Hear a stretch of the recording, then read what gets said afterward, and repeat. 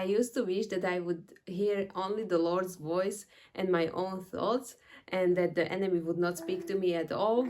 And that is great, and that is coming, but not in this this age and not on this earth. So I recently reflected on this, and I talked about it with my husband, and I told him that when the Lord speaks to me, many times I'm pretty sure it is Him, it is biblical, it is uplifting, it is encouraging, it has guidance in it, and I know, I sense, I perceive in my spirit is the Lord. Other times it's my own thoughts, and I know those thoughts. And then there's that voice that brings confusion and brings insecurity, who tries to make me do things, make rash decisions, and create scarcity and these things. So I was telling my husband how I feel that I'm able to discern these thoughts and these voices, what I'm sensing more, but there are still some that I'm not sure who it is. And I was telling him how I was afraid that I would make a mistake, that I would act on something I perceive, and maybe I make a mistake, I miss what the Lord was saying, or it was not Him, and this is what I told him. And my husband told me that, why are you expecting that the enemy will never speak to you again? What would it do with your discernment if you would not hear his voice anymore? Because your sword would get rusty. You would be vulnerable because you would not be trained. You would not exercise your discernment, and then after a while, when the enemy would attack you again, you would fall because your sword is rusty. And I was thinking about it, and he's right. I don't have to be afraid. It is written in the Bible that your mind is a battlefield, and it is normal that you also perceive what God is saying. You have your own thoughts, and you also hear sometimes when the enemy attacks you, you also hear those things, and also sometimes the other people's voices when it's stuck with you. So this is normal, and it will be like that until we stay on this earth.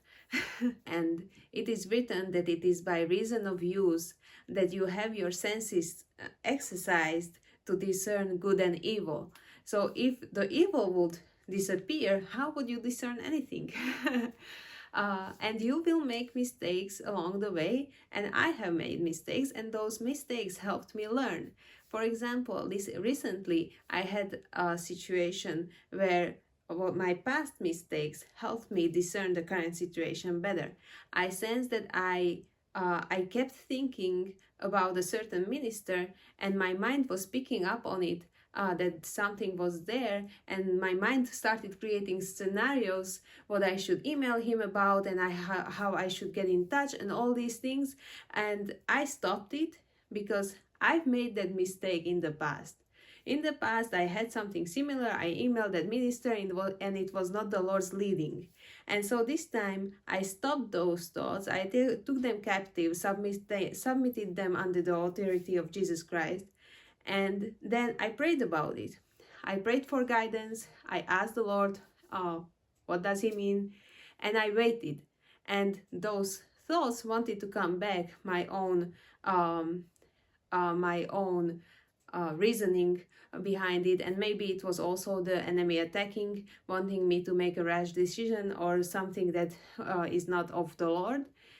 Anyway, I waited, and after a couple of days, as I waited for the Lord to reveal what He meant, He did.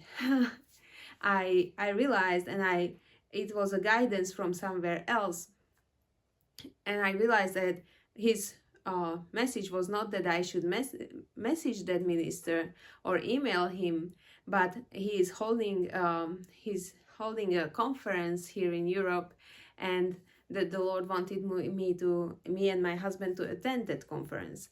So have I not made that mistake in the past, where I made a rash decision? I emailed that person right away without thinking about it, without praying about it. And there was not a huge backlash. I just learned that it was not the Lord. But have I not made that mistake before, I would make that mistake again. And this is how we learn, basically.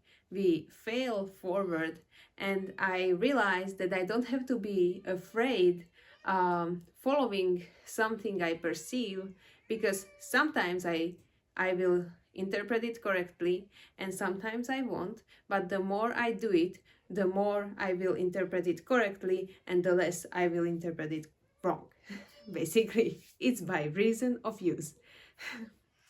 And it's the enemy who tries to create urgency and the fear of missing out, who is trying to push you to do things rashly, maybe make rash decisions that will get you in trouble.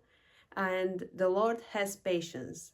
And I noticed that when the Lord tries to give me or send me a message or tell me something, He takes time to deliver the message. I start perceiving something in my spirit, then it starts coming to thoughts, and I slowly started picking up on what He's saying, whether it is during prayer or during worship or just when I'm relaxed and the Lord speaks to me. And then when I feel that I know what He's saying, He usually confirms it. I usually hear it from an elder in my church, or I hear it or during a sermon, during a teaching or somewhere, and it all falls together. And basically, He takes time to deliver important messages, and He gives you time to discern them.